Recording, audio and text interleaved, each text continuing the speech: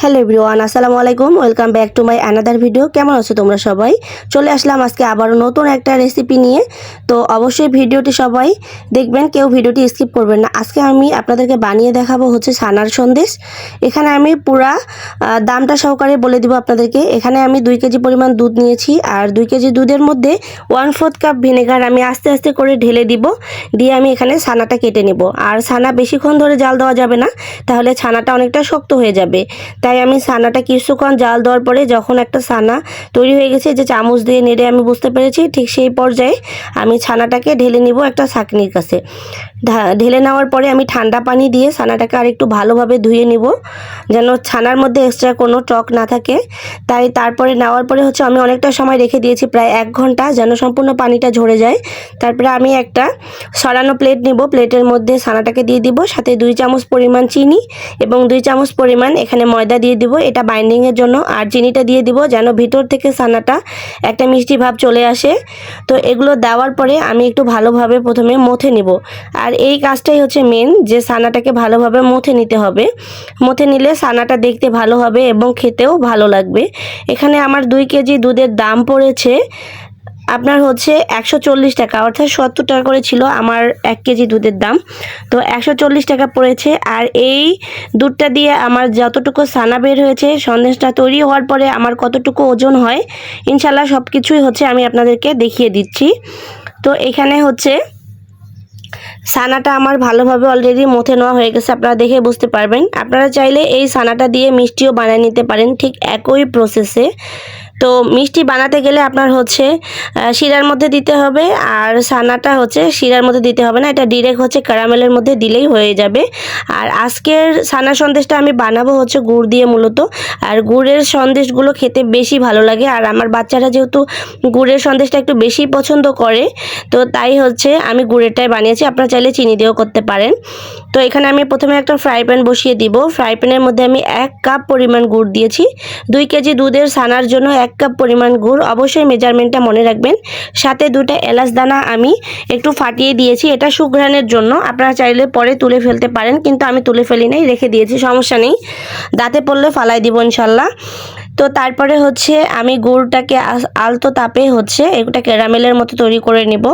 বেশি তাপটা বাড়ানো যাবে না, তা না হলে কিন্তু গুড়টা অল্পতেই পুড়ে যাবে। আর গুড়টা পুড়ে গেলে এটা স্বাদটা তেতো হয়ে যাবে, তাই অবশ্যই এই দিকটা আপনাদের খেয়াল রাখতে হবে। আর এখানে আমি আর একটু টেস্ট বাড়ানোর জন্য কিছুটা সাদা তিল দিয়েছি, এটা চাইলে আপনারা স্কিপ করতে পারেন, এটা অপশনাল। আমি তিলটা দিয়েছি, দেখতেও ভালো লাগবে, খেতেও ভালো লাগবে। আর যেহেতু বাচ্চারা একটু তিলটা পছন্দ করে, তাই আমি তিলটা দিয়েছি খাবারের মধ্যে। তো দিয়ে এভাবে গুড়টাকে আমি হচ্ছে হালকা জালে এভাবে একটু ঘন করে নিব। একটু ঘন হয়ে আসলেই আমি ছানাটা দিয়ে নেড়ে নেব। আর ছানাটা গুড়ের মধ্যে দেওয়ার পরেই কিন্তু ছানাটা থেকেও অনেকটা পানি ছেড়ে দিবে গুড় থেকে, তো তখন এটা একটু নরম হয়ে যাবে। এই যে এখন আমি ছানাটা দিয়ে দিব। ছানাটা কিন্তু অলরেডি কতটা টাইট ছিল আপনারা দেখে বুঝতে পারছেন। ছানার ডোটা কিন্তু গুড়ের মধ্যে দেওয়ার পরে একটু নরম হয়ে যাবে। এখানে ভয় পাওয়ার কিছু নেই। আমরা যখন প্লেটের মধ্যে সার্ভ করে ফ্রিজে রেখে দিব, তখন যখন এটা সেট হয়ে যাবে, তখন এমনিতেই অনেকটা শক্ত হয়ে আসবে। তখন আপনারা বাইন্ডিংটা দেখলেই বুঝতে পারবেন যে কতটা শক্ত হয়েছে।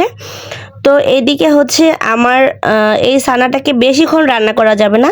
বেশিক্ষণ রান্না করতে গেলে ছানা সন্দেশটা অনেকটা শক্ত হয়ে যাবে, যেটা খেতে ভালো লাগবে না।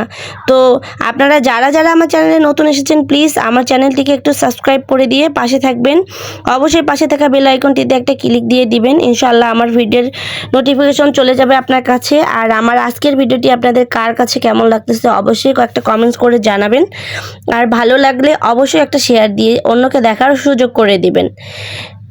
আমি খুব ছোট একটা ইউজার, আপনারা সবার সাপোর্টে ইনশাল্লাহ এতদূর চলে এসেছি। আর বাকিটুকু আপনাদেরই করতে হবে, তাহলে ইনশাল্লাহ ভালো কোনো কিছু করা সম্ভব হবে। এদিকে আমি ছানাটা অনেকটা আমার কুক হয়ে গেছে, আপনারা দেখে বুঝতে পারছেন।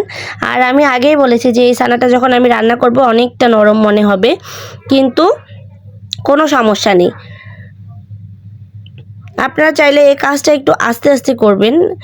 আর আমি তো বলেছি যে তাপটা সবসময় লোয়ের মধ্যে থাকবে, কখনোই এটা মিডিয়ামে কিংবা হাইয়ের মধ্যে উঠবে না, তা না হলে কিন্তু পুড়ে যাবে, আর পুড়ে গেলে খেতে ভালো লাগবে না। আর গুড় দেওয়ার কারণে এর কালারটাও একটু আলাদা রকম হয়েছে, আপনারা দেখেই বুঝতে পাচ্ছেন। আর আমার ভিডিও যারা প্রতিনিয়ত দেখেন তারা অনেকেই জানেন হয়তো বা আমি কেকের বিজনেস করে থাকি। আমি কেকের ভিডিওগুলো আপনাদের সাথে শেয়ার করি মাঝে মধ্যে, তার পাশাপাশি আমি আমার নিত্য নতুন রান্নার ভিডিওগুলো শেয়ার করি। আসলে কোনো এক কেকের ভিডিওতে আমার কেকের জার্নিটা সম্বন্ধে আপনাদেরকে জানিয়ে দেবো ইনশাল্লাহ।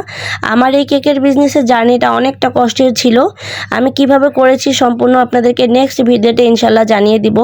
আমি কোনো কোর্স করিনি, আমি কোর্স ছাড়াই কিভাবে শিখেছি সব কিছু আপনাদের সাথে শেয়ার করব, যেটা দেখে হয়তো অনেকেই উপকৃত হবেন। অনেকেই মনে করেন টাকা পয়সা নেই, আমি কিভাবে কোর্স করব, কিভাবে আমিও একটা সফল উদ্যোক্তা হতে পারি। ইনশাল্লাহ সব কিছু আপডেট আপনাদেরকে দিয়ে দিব। তো এদিকে হচ্ছে আমার সানাটা অলরেডি রান্না করা হয়ে গিয়েছে। এখন হচ্ছে আমি একটা প্লেটের মধ্যে এভাবে নিয়ে একটা শেপ দিয়ে রেখে দিব ফ্রিজের মধ্যে। আমি ফ্রিজের মধ্যে ওভারনাইট রেখেছিলাম, যেটা আমার কাছে তাই একটু খেতে বেশি ভালো লেগেছে। আমি যখন ওভারনাইট সানাটাকে ফ্রিজের মধ্যে রেখেছিলাম, একটা ঠান্ডা ভাব ছিল, অনেক বেশি মজা ছিল সেই সানার সন্দেশটা খেতে। আপনারা দেখে বুঝতে পারবেন আমি ওভারনাইট রাখার পরে বের করে তারপরে কাটবো। এখন কাটার কোনো অপশন নেই, কেননা এটা অনেক নরম, তাই আমি হচ্ছে একটু শক্ত হলে তারপরেই কাটবো। তাই হচ্ছে এটাকে আমি ফ্রিজে রেখেছিলাম ওভারনাইট। আমি একটু হাত দিয়ে সরিয়ে সমান করেই দিচ্ছি। আর ওই যে বললাম আমার সেই কেকের বিজনেসের কথা অবশ্যই আপনাদের সাথে শেয়ার করব।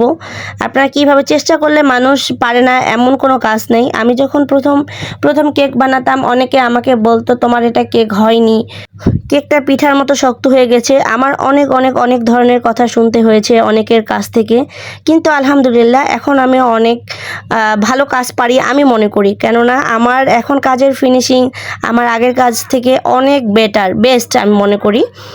তো আমার ভিডিওগুলো দেখলেই আপনারা বুঝতে পারবেন যে আমি কতটা যত্ন সহকারে আমার কেকের কাজগুলো করে থাকি। তো এদিকে আমি ফ্রিজ থেকে বের করে নিয়েছি সন্দেশটাকে, এখন আমি আমার ইচ্ছা মতো কাট করে নিব। আপনারা চাইলে আপনাদের যেমনটা ভালো লাগে 3 কোনা 4 কোনা এভাবে কেটে নিতে পারবেন। আমি কেটে নিয়ে এটাকে ওয়েট করে দেখিয়ে দিচ্ছি আপনাদেরকে যে আমার এটার ওয়েটটা কতটুকু ছিল। আর হচ্ছে আমরা মূলত বাজারে যে সন্দেশগুলো কিনে খাই এটা কিন্তু প্রায় 700 টাকা কেজি হয়। তো এখানে আমার কিন্তু এটা 500 গ্রামের উপরে হয়েছে। আমি প্রথমে হচ্ছে কিচেন স্কেলটাকে অন করে নিব, তারপরে একটা প্লেট বসিয়ে দিব। প্লেটের হচ্ছে গ্রামটা আমি টেয়ার করে নিব। এই যে 538 ছিল, এটাকে একটু টেয়ার করে নিলাম।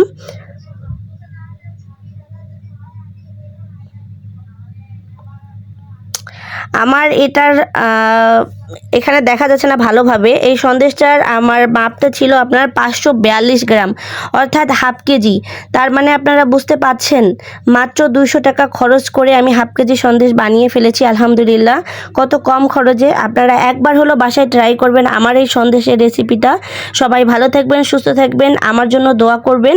আর আমার এমন নিত্য নতুন ভিডিও পেতে হলে অবশ্যই আমার চ্যানেলটিকে সাবস্ক্রাইব করে রাখবেন। সবাই ভালো থাকবেন, আল্লাহ হাফেজ।